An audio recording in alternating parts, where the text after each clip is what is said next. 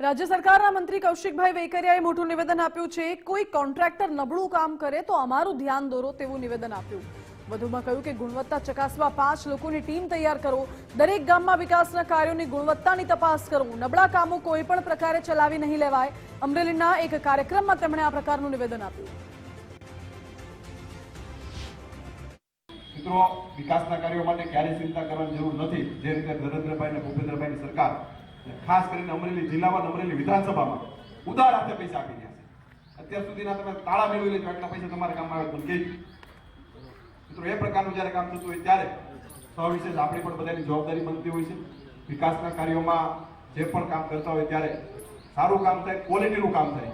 કારણ કે ભૂપેન્દ્રભાઈ પટેલ સાહેબે ખૂબ ભારપૂર્વક એક પણ કોઈ પણ પ્રકારની બાંધછોડ કરવાની નથી થતી। કોઈ પણ કોન્ટ્રાક્ટર હોય નબળું કામ થતું હોય તમારા ધ્યાને મૂકજો, ફરજિયાતપણે।